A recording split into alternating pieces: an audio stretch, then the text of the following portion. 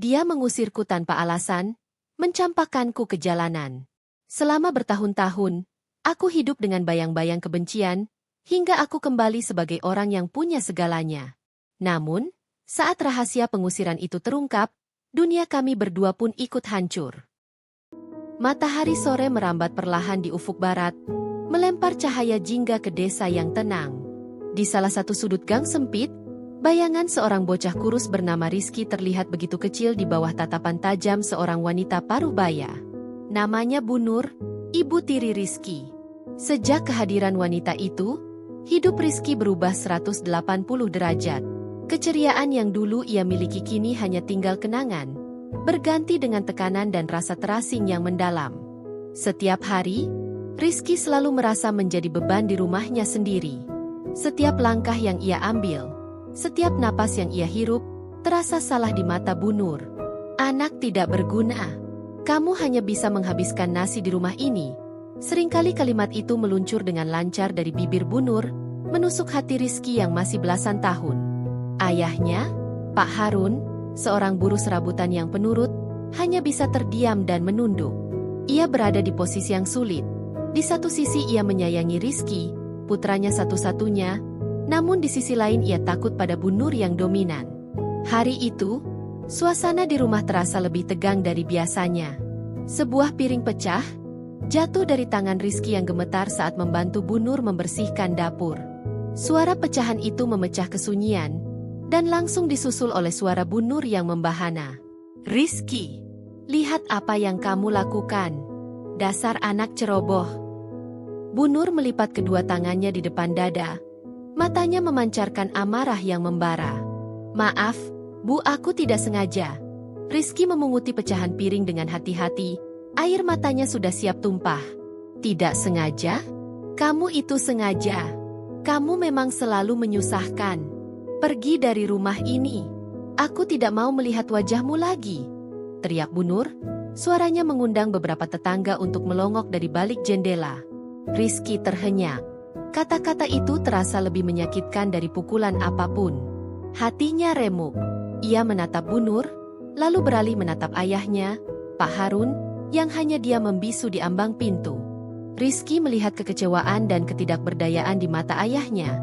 Namun tak ada kata yang keluar dari bibir Pak Harun untuk membelanya. Keheningan ayahnya terasa seperti pengkhianatan yang paling menyakitkan. "Pergi. Jangan kembali lagi." Bu Nur menunjuk ke arah pintu. "Kamu tidak pantas tinggal di sini. Kamu bukan bagian dari keluarga ini." Air mata Rizky akhirnya luruh. Ia mengambil tas ransel lusuh yang isinya hanya beberapa potong pakaian dan uang saku yang ia sisihkan dari hasil kerja serabutan. Tanpa sepatah kata, ia melangkah keluar dari rumah, meninggalkan ayahnya yang terpaku dan ibu tirinya yang terlihat puas. Di luar, beberapa tetangga hanya bisa memandang Rizky dengan tatapan iba. Mereka tahu betapa kejamnya Bu Nur, tapi tak ada yang berani menentangnya. Desa ini memang sepi dan sederhana, tapi ia juga menyimpan banyak ketakutan dan keterbatasan. Di bawah langit senja, Rizky berjalan menyusuri jalan setapak desa. Langkahnya terasa berat. Setiap jejak yang ia tinggalkan terasa seperti jejak perpisahan. Ia menoleh ke belakang, melihat rumah yang pernah ia sebut rumah, melihat ayahnya yang masih berdiri kaku. Sebuah rasa sakit yang menusuk menjalar di dadanya. Namun, di tengah keputusasaan itu, sebuah tekad baru muncul. Ia tidak akan menyerah. Ia akan menunjukkan pada semua orang, terutama pada Bu Nur, bahwa ia bukanlah anak tak berguna. Ia akan kembali, tapi bukan sebagai Rizky yang malang, melainkan sebagai Rizky yang berhasil. Dengan bekal seadanya dan tekad yang membaja, ia melangkahkan kaki menuju terminal, meninggalkan kampung halamannya yang damai namun tak lagi memberinya rasa aman. Malam tiba, dan lampu-lampu kota besar mulai menyala, memancarkan gemerlap yang menipu. Rizky tiba di ibu kota, sebuah tempat yang asing dan menakutkan bagi bocah dari desa. Jalanan dipenuhi hiruk-pikuk, suara klakson bersahutan, dan gedung-gedung pencakar langit menjulang tinggi, seolah mengejek kekecilan dirinya. Ia merasa begitu tersesat, begitu rapuh. Bau asap knalpot dan udara yang pengap menusuk indera penciumannya. Malam pertama di ibu kota, Rizky tidur di emperan sebuah toko yang sudah tutup. Dinginnya lantai beton menembus hingga ke tulangnya. Ia meringkuk, memeluk lutut, dan tangisnya pecah dalam sunyi. Rasa lapar mencengkeram perutnya. Namun lebih dari itu, rasa rindu pada ayahnya dan luka dari pengusiran Bu Nur terasa lebih perih. Ia bertanya-tanya, apakah ayahnya mencarinya? Apakah ia akan baik-baik saja? Pertanyaan-pertanyaan itu menggerogoti pikirannya. Pagi menjelang, Rizky bangun dengan tubuh kaku. Ia mencari pekerjaan, apa saja yang bisa memberinya makan. Ia menjadi kuli angkut, tukang bersih-bersih di pasar, bahkan pengamen jalanan. Setiap hari adalah perjuangan. Terkadang ia makan, terkadang ia hanya minum air. Ia melihat sisi lain dari kota besar, sisi yang kejam dan tak kenal ampun. Ia beberapa kali menjadi korban penipuan, uang hasil kerja kerasnya dicuri, dan ia kembali jatuh ke titik nol. Namun, Rizky tidak menyerah. Tekadnya terlalu kuat. Ia ingat tatapan Bu Nur yang meremehkan dan janji yang ia buat untuk dirinya sendiri. Suatu siang, dalam keadaan lelah dan lapar, ia berhenti di depan sebuah warung makan sederhana yang berbau harum. Namanya warung makan Mawar Jingga, milik seorang pria parubaya bernama Pak Budi. Pria itu memiliki senyum hangat dan mata yang teduh. Ia melihat Rizky yang tampak begitu letih. "Nak, kamu belum makan?" tanya Pak Budi lembut. Rizky mengangguk malu-malu. Pak Budi lalu memberinya sepiring nasi dengan lauk pauk yang melimpah. "Makanlah, jangan malu." Makanan itu terasa seperti surga di lidah Rizky. Setelah selesai makan, Rizky menawarkan diri untuk membantu Pak Budi membersihkan warung sebagai bayaran. Pak Budi melihat ketulusan dan ketekunan dalam diri Rizky. "Kamu anak yang baik," ucap Pak Budi. "Kamu bisa tinggal di sini. Bantu aku di warung, dan aku akan memberimu tempat tinggal dan makan." Tawaran itu bagai oase di padang gurun. Rizky tidak bisa menahan air matanya. Ia menemukan sosok ayah yang ia rindukan dalam diri Pak Budi. Sejak saat itu, Rizky tinggal dan bekerja di warung Pak Budi. Ia belajar banyak hal, cara mengelola keuangan, cara berinteraksi dengan pelanggan, dan yang terpenting, nilai dari kejujuran dan kerja keras. Pak Budi menjadi mentornya, figur ayah yang mengajarinya tentang kehidupan. Rizky tidak hanya bekerja, ia juga menabung. Ia memiliki mimpi, dan mimpi itu kini memiliki fondasi yang kuat. Ia tahu, dari warung sederhana inilah, langkah pertamanya menuju kesuksesan akan dimulai. Waktu berjalan, dan Rizky semakin akrab dengan kehidupan di warung Pak Budi. Ia tak hanya membantu, tapi juga mulai memikirkan bagaimana cara mengembangkan usaha. Dengan izin Pak Budi, Rizky mulai menawarkan ide-ide inovatif. Ia menyarankan untuk membuat paket catering kecil untuk acara-acara di sekitar warung. "Pak, bagaimana kalau kita tawarkan catering? Saya bisa bantu menyiapkan dan mengantarkannya," usul Rizky dengan mata berbinar. Pak Budi tersenyum. "Ide bagus, Rizky. Silakan coba." Rizky memulai bisnis cateringnya dengan modal seadanya, menggunakan dapur warung Pak Budi. Ia memasak dengan sepenuh hati, memperhatikan setiap detail rasa. Ia juga membuat kartu nama sederhana, dan membagikannya ke kantor-kantor kecil di sekitar area itu. Awalnya, hanya beberapa pesanan, tapi berkat kualitas masakannya dan pelayanan yang ramah, kabar dari mulut ke mulut menyebar dengan cepat. Pesanan mulai berdatangan dalam jumlah yang lebih besar. Rizky bekerja dari pagi hingga larut malam. Ia sering tidur hanya 4-5 jam sehari. Namun, rasa lelah itu tidak sebanding dengan kepuasan yang ia rasakan. Perlahan, ia berhasil menabung cukup banyak uang. Ia lalu mengambil langkah berani. "Pak Budi, saya ingin menyewa tempat kecil untuk catering saya.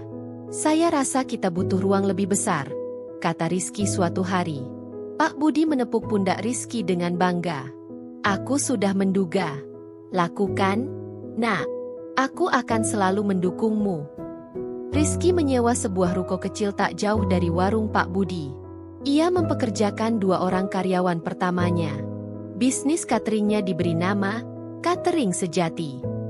Nama itu ia pilih untuk melambangkan kejujuran dan ketulusan yang ia pelajari dari Pak Budi. Kualitas makanan tetap menjadi prioritas utamanya. Ia juga mulai memanfaatkan media sosial untuk promosi, sesuatu yang ia pelajari dari pelanggan muda. Bisnisnya berkembang dengan sangat pesat. Pesanan datang dari perusahaan-perusahaan besar, bahkan dari acara-acara pernikahan. Kini, Rizky bukan lagi bocah kurus yang tidur di peran toko. Ia adalah seorang pengusaha muda yang menjanjikan. Pakaiannya rapi, penampilannya bersih, dan matanya memancarkan keyakinan. Ia sering mengunjungi Pak Budi, makan siang di warungnya, dan bercerita tentang kemajuan bisnisnya. Pak Budi selalu mendengarkan dengan senyum bangga. Suatu sore, Rizky duduk di depan ruko cateringnya, menatap keramaian jalanan. Ia teringat kembali hari-hari sulitnya di awal. Rasa haru dan bangga bercampur aduk. Ia tidak pernah membayangkan akan mencapai titik ini. Namun, ia tahu, ini hanyalah awal. Ia masih punya mimpi yang lebih besar. Dan di lubuk hatinya, ia tahu ia tidak pernah melupakan janji yang ia buat di bawah langit senja kampungnya. Ia akan kembali, bukan untuk membalas dendam, tapi untuk menunjukkan bahwa ia berhasil. Bisnis catering Rizky semakin besar, kini ia sudah memiliki 2 cabang dan puluhan karyawan. Reputasinya sebagai pengusaha muda yang sukses mulai dikenal luas. Ia juga mulai merambah ke dunia investasi, membeli beberapa properti kecil yang ia sewakan. Namun, di balik semua kesuksesan itu, Rizky tidak menyadari bahwa ada bahaya yang mengintai. Ia bertemu dengan seorang pengusaha bernama Arga dalam sebuah acara bisnis. Arga terlihat ramah, meyakinkan, dan seolah memiliki visi yang sama dengan Rizky. Mereka sering berdiskusi tentang proyek-proyek masa depan. Arga mengusulkan sebuah proyek besar, membangun kompleks perumahan sederhana untuk masyarakat kelas menengah ke bawah.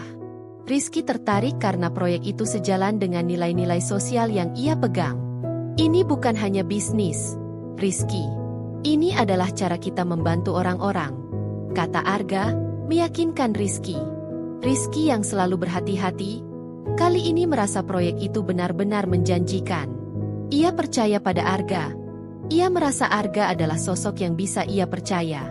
Ia menginvestasikan hampir seluruh modalnya ke dalam proyek itu. Arga juga mengajak Rizky untuk menandatangani beberapa dokumen penting. Rizky, yang terlalu percaya, tidak membaca dokumen-dokumen itu dengan teliti. Beberapa bulan berlalu, proyek tersebut tidak menunjukkan kemajuan berarti. Ketika Rizky mencoba menghubungi Arga, pria itu menghilang. Rizky mulai merasa tidak beres. Ia lalu mencoba melacak Arga dan menanyakan perihal proyek itu. Ternyata, Arga telah membawa lari seluruh uang investasi, dan dokumen yang ditandatangani Rizky adalah sebuah surat utang yang membebankan seluruh kerugian proyek kepada Rizky. Rizky telah ditipu mentah-mentah. Kenyataan itu bagai tamparan keras di wajah Rizky. Ia jatuh. Seluruh asetnya, properti, dan sebagian besar uangnya ludes. Bisnis cateringnya juga terkena imbas, karena ia harus membayar utang yang sebenarnya bukan miliknya. Para kreditor menagihnya, dan ia tidak memiliki cukup uang untuk membayar semuanya. Ia kehilangan sebagian besar yang telah ia bangun dengan susah payah. Karyawan-karyawannya harus ia rumahkan. Rizky kembali ke titik nol. Namun kali ini dengan luka yang lebih dalam. Pengkhianatan dari orang yang ia percaya terasa lebih menyakitkan daripada rasa lapar dan dinginnya jalanan. Ia merasa bodoh, ceroboh, dan putus asa. Ia kembali ke warung Pak Budi, duduk di sana dengan tatapan kosong. "Aku gagal, Pak," ucap Rizky lirih. Pak Budi menepuk pundaknya. "Gagal bukan berarti akhir, Nak. Gagal adalah pelajaran. Kamu jatuh, tapi kamu tidak patah. Selama semangatmu masih ada, kamu bisa bangkit lagi." Kata-kata Pak Budi bagai embun penyejuk. Beberapa karyawan setianya juga datang, menawarkan untuk membantu tanpa dibayar. Mereka percaya pada Rizky.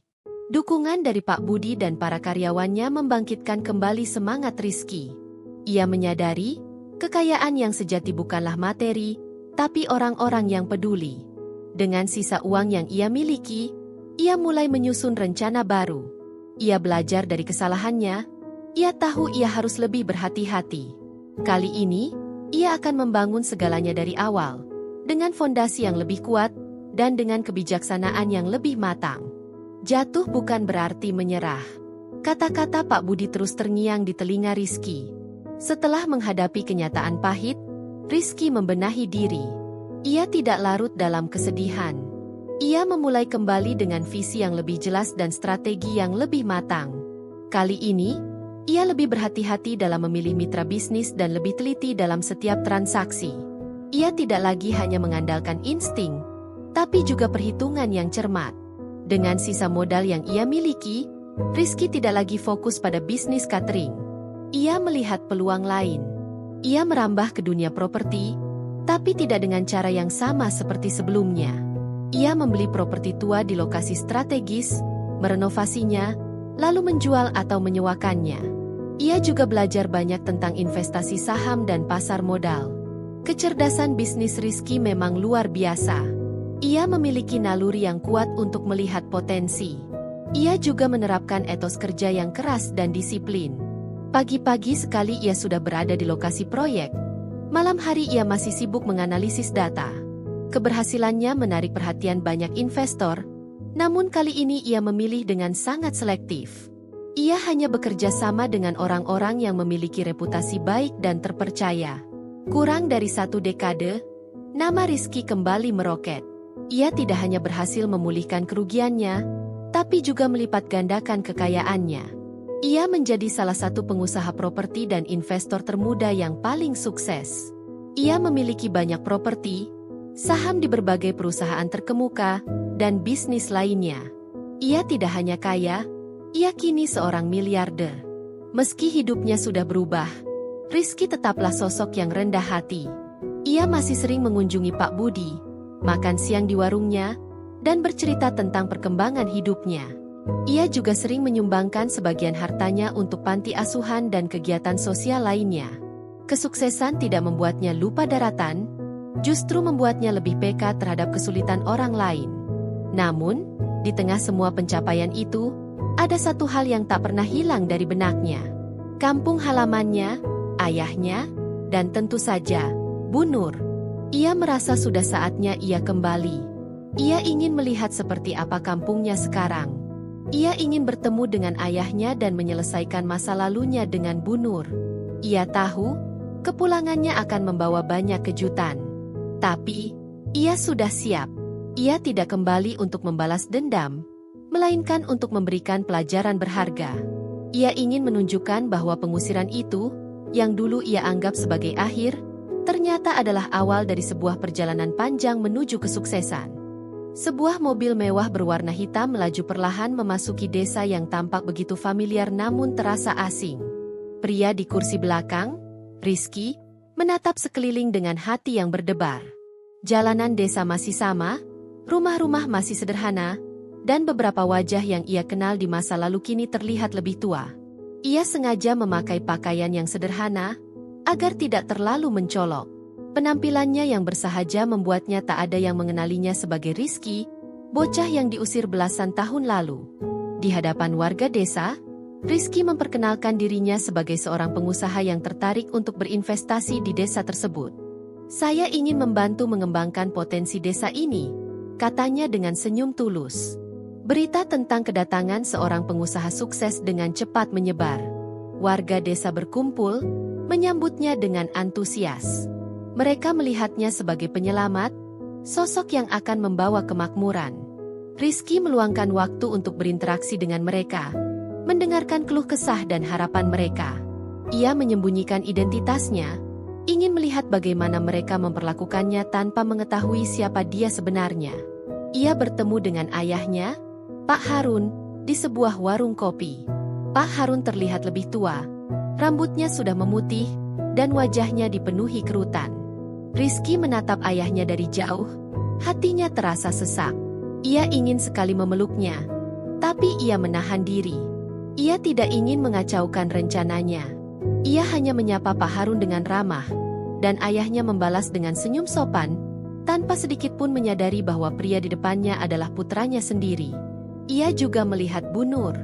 Wanita itu tampak lebih kurus dan wajahnya tidak secerah dulu. Ada kesedihan yang tersimpan di matanya. Rizky melihat mereka dari kejauhan, perasaannya campur aduk.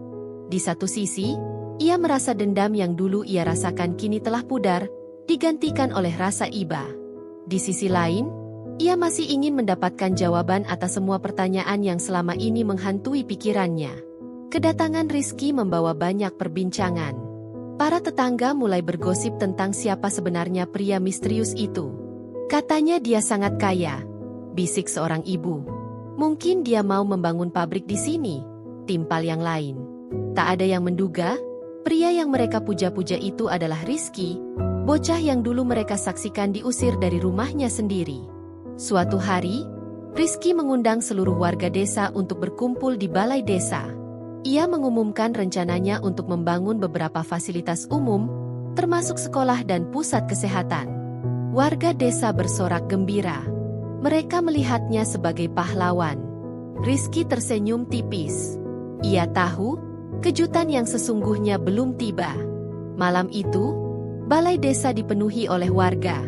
Suasana sangat ramai dan penuh kegembiraan.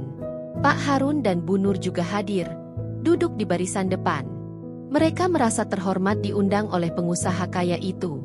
Mereka berbicara dengan bangga tentang betapa beruntungnya desa mereka. Mereka sama sekali tidak menyadari apa yang akan terjadi.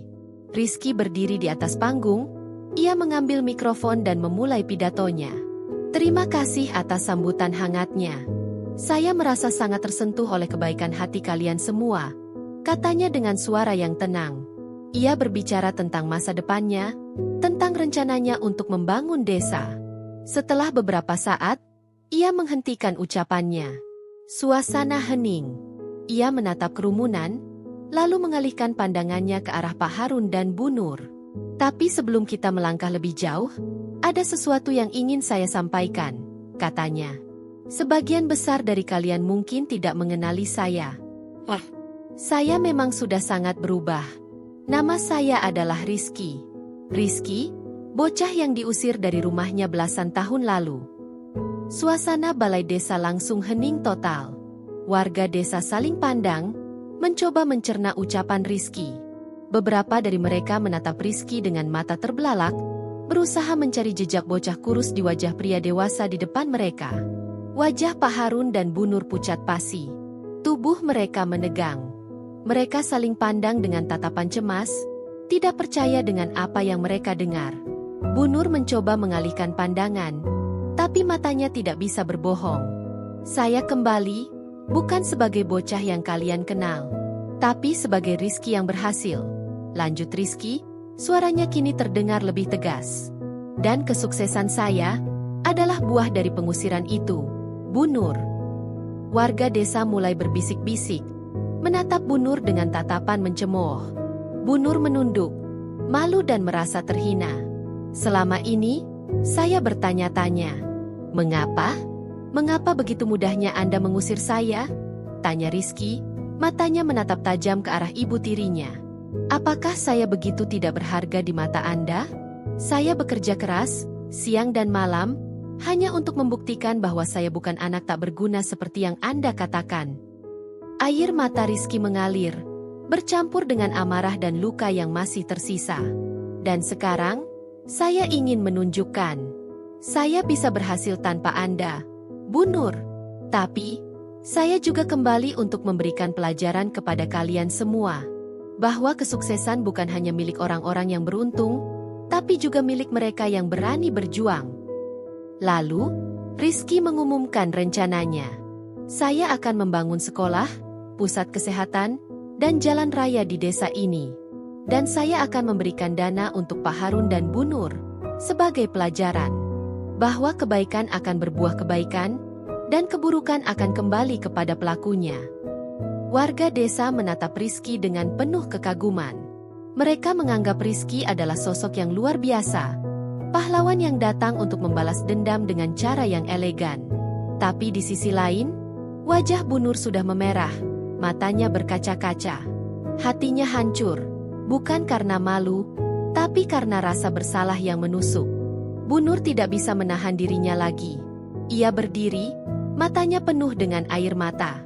Seluruh balai desa menoleh ke arahnya, menatapnya dengan pandangan menghakimi. Kamu benar, Rizky. Aku memang mengusirmu, kata Bu Nur, suaranya bergetar. Aku membiarkanmu pergi, dan aku tahu itu menyakitimu. Kenapa? Kenapa, Bu Nur? Tanya Rizky, suaranya melembut. Kenapa Anda tidak pernah memberitahu saya alasannya? Bu Nur menarik napas dalam-dalam, berusaha menenangkan diri. Ia menatap Pak Harun, yang terlihat sama bingungnya. Aku tidak bisa memberitahumu, Nak, karena ini semua kulakukan untuk melindungimu. Warga desa berbisik-bisik.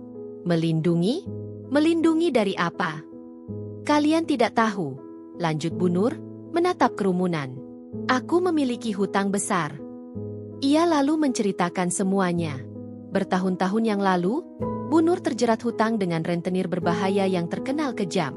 Hutang itu semakin menumpuk, dan ia tidak memiliki cara untuk membayarnya. Pihak rentenir datang dan mengancam. Mereka mengancam akan melukai Rizky jika hutang itu tidak dibayar. Mereka tahu kamu adalah anak tiri kesayanganku, kata Bu Nur, suaranya pecah. Mereka mengancam akan melukaimu, bahkan menculikmu, jika aku tidak membayar hutang. Kenapa Anda tidak bilang pada saya, Bu?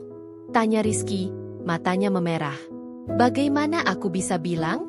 Aku tidak mau kamu hidup dalam ketakutan. Aku tidak punya uang untuk membayar mereka. Aku takut mereka benar-benar melakukannya. Satu-satunya cara yang kupikirkan adalah mengusirmu. Dengan begitu, kamu akan jauh dari bahaya. Aku harus membuatmu berpikir bahwa aku jahat, agar kamu tidak kembali. Aku harus membuatmu membenciku, agar kamu bisa pergi dan hidup aman. Bu Nur terisak, air matanya membasahi pipinya. Setiap hari, aku merindukanmu. Setiap malam, aku berdoa agar kamu baik-baik saja, agar kamu bisa berhasil. Aku tahu kamu membenciku, tapi itu lebih baik daripada aku melihatmu terluka. Aku rela dibenci oleh semua orang, asalkan kamu selamat. Warga desa terdiam. Mereka menatap Bu Nur dengan pandangan yang berubah, dari menghakimi menjadi penuh penyesalan. Pak Harun berdiri, ia berjalan mendekati Bu Nur. Kenapa kamu tidak pernah bilang padaku? Tanyanya, suaranya bergetar. Aku takut kamu akan menentangku, dan kita tidak bisa melindungi Rizky, jawab Bu Nur. Rizky tidak bisa berkata-kata.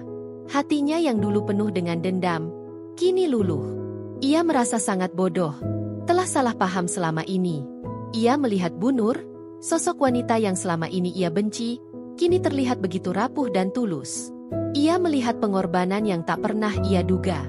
Rizky melangkah maju. Seluruh mata di balai desa mengikutinya. Ia mendekati Bu Nur, yang kini menunduk, tidak berani menatapnya. Bu Nur, panggil Rizky, suaranya kini lembut. Bu Nur mengangkat wajahnya, menatap Rizky dengan mata yang sembab. Saya minta maaf, kata Rizky, suaranya bergetar. Saya salah. Saya membenci Anda selama ini. Saya tidak pernah berpikir bahwa di balik semua perbuatan Anda, ada sebuah pengorbanan yang luar biasa. Saya berterima kasih. Terima kasih karena sudah melindungi saya, Bu. Rizky memeluk Bu Nur erat. Bu Nur terisak dalam pelukannya. Tangisan itu adalah tangisan penyesalan, tangisan kelegaan, dan tangisan haru. Pak Harun juga ikut memeluk mereka berdua. Keluarga yang terpisah oleh kesalahpahaman selama bertahun-tahun, akhirnya bersatu kembali. Warga desa menyaksikan pemandangan itu dengan mata berkaca-kaca. Mereka menyadari betapa cepatnya mereka menghakimi. Mereka menyaksikan sebuah pengampunan yang tulus, sebuah akhir yang indah dari kesalahpahaman yang begitu panjang. Jangan khawatir, Bu, kata Rizky, melepaskan pelukan. Rentenir itu tidak akan berani menyentuh Anda lagi. Saya akan melunasi semua hutang Anda.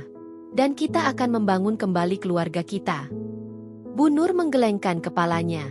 Kamu tidak perlu, Nak. Kamu sudah terlalu banyak berkorban. Tidak, Bu. Ini bukan pengorbanan. Ini adalah kewajibanku sebagai anak. Dan ini adalah pelajaran untuk kita semua. Bahwa tidak semua hal terlihat seperti apa adanya. Kita harus belajar untuk mengerti, bukan hanya menghakimi. Rizky menggunakan kekayaannya untuk melunasi seluruh hutang Bu Nur. Ia juga membangun rumah yang lebih baik untuk Pak Harun dan Bu Nur. Warga desa yang sebelumnya mencibir, kini menatap Bu Nur dengan pandangan hormat dan simpati. Mereka belajar bahwa di balik kejahatan yang terlihat, bisa jadi ada sebuah kebaikan yang tersembunyi. Setelah semua terungkap, kehidupan di desa Rizky berubah drastis. Rizky tidak hanya membangun fasilitas umum, ia juga memberikan lapangan pekerjaan bagi warga desa. Ia mendirikan pabrik kecil yang memproduksi produk-produk lokal, dan ia mempekerjakan banyak warga, termasuk mereka yang dulu meremehkannya. Ia memberikan kesempatan yang sama kepada semua orang. Rizky dan keluarganya kembali menjadi satu. Ia menghabiskan lebih banyak waktu di kampungnya, menikmati saat-saat kebersamaan yang dulu hilang. Hubungannya dengan Pak Harun dan Bu Nur semakin erat. Bu Nur tidak lagi menjadi ibu tiri yang kejam. Ia kini adalah ibu yang menyayangi. Ia sering memasak makanan kesukaan Rizky, dan Pak Harun selalu menemani Rizky berbincang tentang masa depan desa mereka. Kisah Rizky menjadi inspirasi bagi banyak orang. Dari bocah yang diusir, ia bangkit menjadi miliarder. Tapi yang paling penting, ia membuktikan bahwa ia bukan hanya berhasil secara materi, ia juga berhasil menjadi manusia yang lebih baik. Ia belajar bahwa pengampunan adalah kunci kebahagiaan. Dendam hanya akan menggerogoti hati, sementara pengampunan akan membebaskan. Pada suatu malam, Rizky, Pak Harun, dan Bu Nur duduk di teras rumah baru mereka. Langit dipenuhi oleh bintang. Rizky menatap langit, ia teringat malam saat ia pertama kali tidur di emperan toko. Ia tersenyum. Hidup memang penuh kejutan. Nak, kata Pak Harun, menepuk pundak Rizky. Iya, yah, jawab Rizky. Dan saya bersyukur, karena saya bisa melihat kejutan yang paling indah. Bahwa yang dulu saya pikir akhir, ternyata adalah awal dari segalanya. Rizky tidak hanya kembali membawa kekayaan, ia kembali membawa kedamaian, pengertian, dan cinta kasih. Ia menunjukkan kepada seluruh desa bahwa kesuksesan sejati tidak diukur dari seberapa banyak uang yang kita miliki, melainkan dari seberapa besar hati kita untuk memaafkan dan mengasihi. Kisahnya abadi, menjadi legenda di desa itu, mengajarkan kepada generasi berikutnya tentang pentingnya pengertian dan pengorbanan.